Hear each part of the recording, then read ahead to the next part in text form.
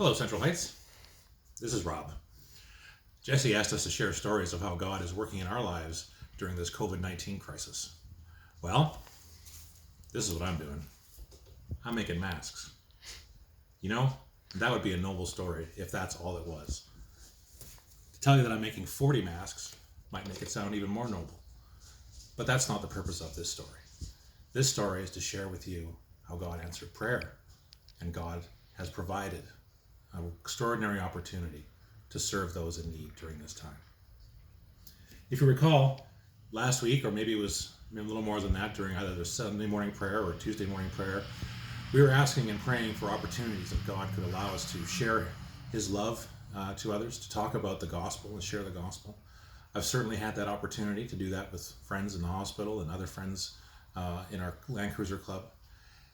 And I also prayed that I wanted to get in the game. Remember I prayed that? John Fogerty's song always comes to mind. Put me in, coach, I'm ready to play. And that's what I was thinking over and over again. So we prayed on Sunday or Tuesday. And Tuesday afternoon, I received an email through my LinkedIn notifications and from a colleague of mine who owns and runs a large consulting network of employees that he uses to staff other companies with IT specialists. And I've been known him for probably 20 years.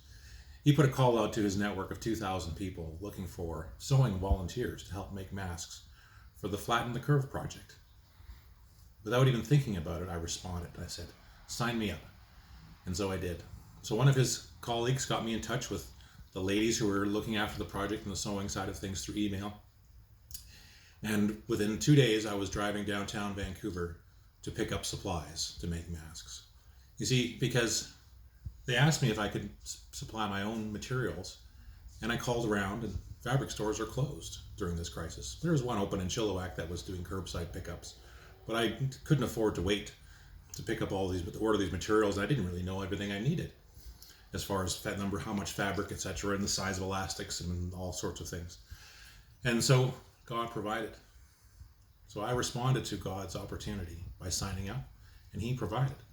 So believe it or not, 40 masks will fit into an envelope this size. It was stuffed full, but I was able to drive into Vancouver in the evening, and the apartment building I was directed to with the address had a 24/7 concierge. So I knocked on the glass door, he let me in, I introduced myself, he handed me my envelope full of stuff, and then I drove home, and I was all set. And if you notice, all the material that's laid out here on the table, these are precision cut pieces of fabric, probably to within a 1/16 of an inch, and there's 3 layers in this mask. It's fairly complicated, much more complicated than I could ever do, especially as far as precisely cutting. But God provided. He gave me the materials, knew my skills and weaknesses, and said, I'm going to provide you with this. And so I watched the instructional video twice. I read the instructions. But somewhere in James, I think it says that you can read the word, but if you don't do what it says, it's kind of a waste of time. Well, that's what I did. I didn't follow the instructions. I listened to the video. I read them. I thought I knew what I was doing. This is the first mask that came out. It's a bona fide disaster, folks. Look at the fabric overlaps. My wife, Pam, bless her heart, tried to pick the stitches out for me to see if we could salvage it, but to no avail. As a result of this first one that came out, I had serious doubts. Was I going to be able to pull off 40 masks if they all turned out like this? Remember, this is a serious business. These are COVID-19 masks. They're going to frontline workers and in-home care providers. There's the project that I'm part of is still going to make 2,000 masks between now and the middle of May, and I have to deliver my 40. And I have to send pictures of what the masks look like when I make them for quality control purposes. I have to photograph the seams, the pleating, the stitching. I sent her my first mask photo, and it wasn't very good. She gave me some suggestions. God provided again. And so now, as I'm producing these masks today, they look so much better, and she's very happy with me. So I produced 10 masks over the weekend. I'm going to produce another 10 today, maybe 10 a day, I think is what I'll do. It takes about 15 minutes for each one, but it's certainly giving me joy.